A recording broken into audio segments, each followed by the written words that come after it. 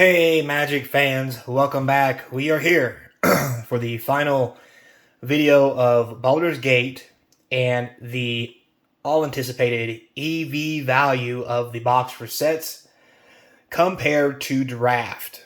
Which is better? What should you buy? And is this even a product we should even be buying to even begin with, to be honest with you?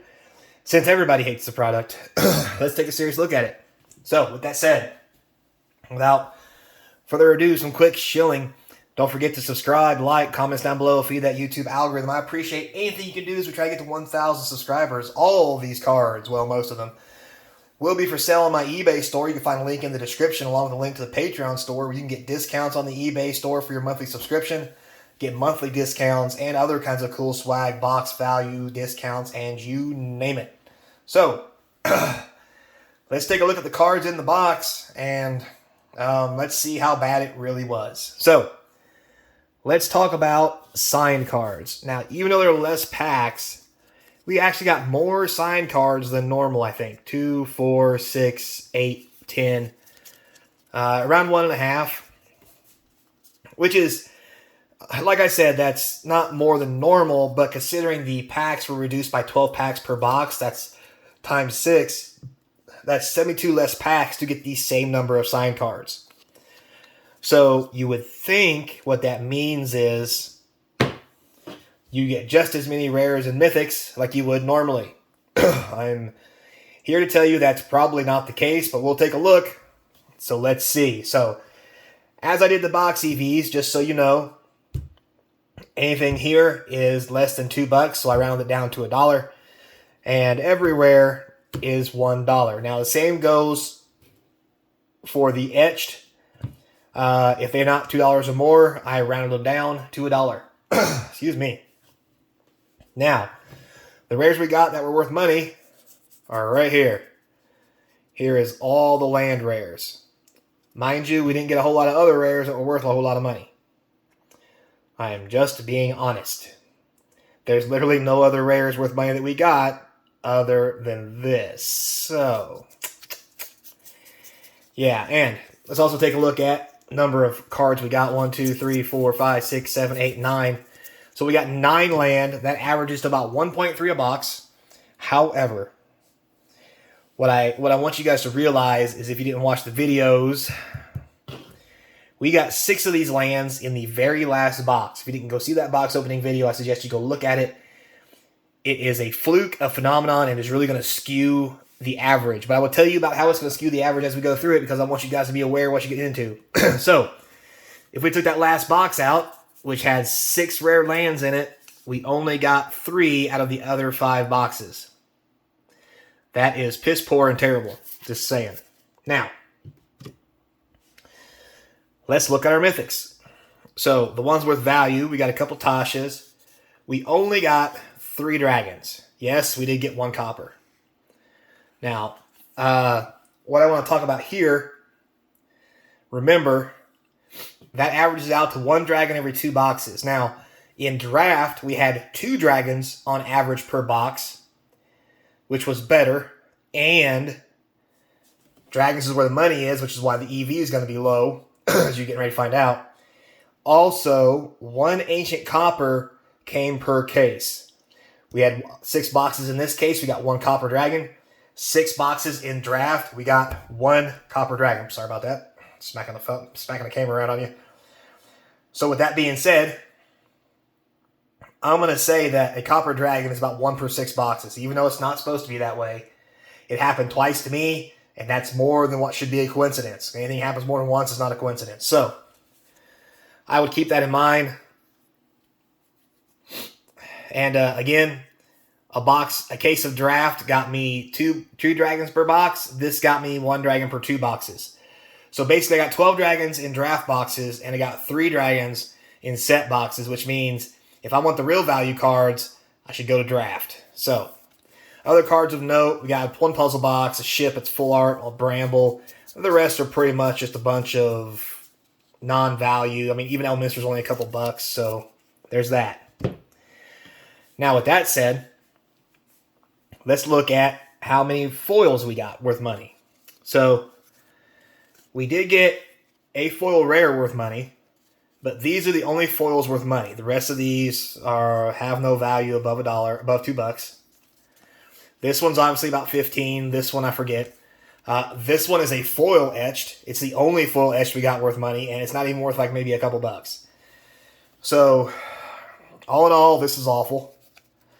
2, 3, also 2, 1, 2 mythics is all we got foil out of all 6 boxes, and that includes etched.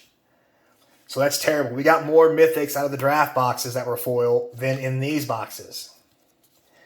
Rares, 1, 2, 3, 4, 5, 6, 7, 8, 9, 10 that were regular. We obviously have a stack of etched.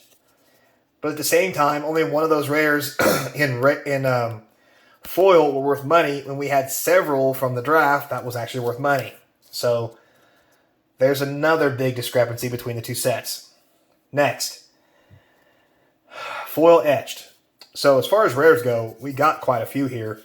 3, 6, 10, 3, 6, 10, 20, 3, 6, 30, 1, 2, 3, 4, 5. 35 foil etched that are rare.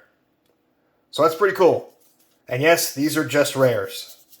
So if you're into that, that is one thing you can look forward to. However, again, only $1. Nothing more, nothing less. When it came to other foil etches, we got very few commons. Buttloads of uncommons. I'm only going to count the uncommons. But for commons, we only got 4, 8, 10, 11, 12, 13, 14, 15, 16, 17. Obviously, we got a crap ton of uncommons. Again, none of them really worth anything. So, doesn't help a whole lot. So, what does that mean for box value? Well, let's bust out the handy dandy notebook. Here we go. So, first set of boxes, $67 for the first box. Most of that was in rares, $2 in mythics, $2 from the list. Pretty sad. Next, we had 78, 26 from the list, 46, and 6 from mythic and rares. Notice there's no money here. Third box, we did get 26 worth of mythics, 32 in rares, 13 in the list, 71. Fourth, $8 in mythics, 39 rares, $2 in list. Literally, we pulled nothing good for $49. Fifth box, 15, 43, 28, or 24 for 82. The last box, which I suggest you watch that video because it's insane. $68 in mythics, 71 in rares, 31 in the list for 170. Now, with that said, if that last box wasn't there, this would have been really bad. The average, because that last box was $86, which is still below the average of the draft if you put them all together by an easy $13 to $14. Not to mention the fact there's more dragons, more cards, so forth and so on. Now, also, if we took this last box out, if we got a real bad case and every box was the same as the first 5, you can see here that value would have been $69, maybe $70, which is almost $30 less value than the draft boxes. That is absurd. Also, look at these price values, how much higher they are. This is without the list. If you took the list slot out of this, that'd be 65. This one here would be 52. This one, would be 58. This one would be 47.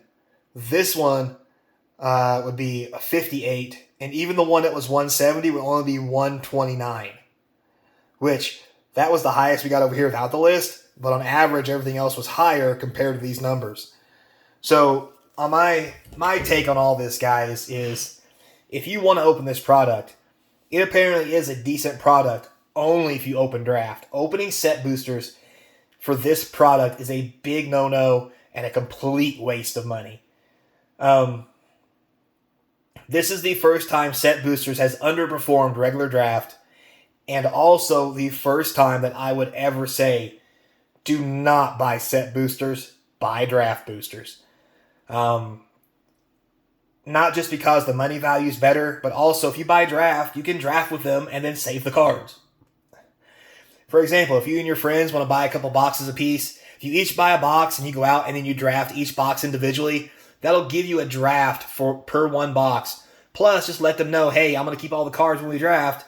So, there you have it. You draft, you get to keep the cards, you get a lot of good stuff. I just think all around this product is poorly engineered, and Wizards has done a good thing, a good way of shellacking and slipping the big 4th of July hot dog to us. I'm just saying. I think this is probably their worst thing they could ever done to us, the worst product they probably ever made. Now, with that said, over the long run, because it's so bad now, the price will go up over time, like Ixalan. But if I had to rate this on how good of a product it is, I would say it's probably worse than Ixalan, but not as bad as Dragon Maze for you old players out there. Anyway, at the end of the day, like I said, if you want to buy this product, please do. I think it's a great product. I really like it. I think the cards are fun. A lot of the cards are probably underpriced, to be honest with you, because everybody's so mad about how these box pulls go. But if you're going to do it, buy draft boxes. You'll get your money back. You will not get your money back in set unless you have some absurd luck and something really goes your way, which I don't think that's how Wizards planned it. They just want to get money out of your pocket. So, with all that said, guys, thanks a lot. I appreciate your time. Until next time, remember to be kind. And as always, I hope to see you across from the game table. Later.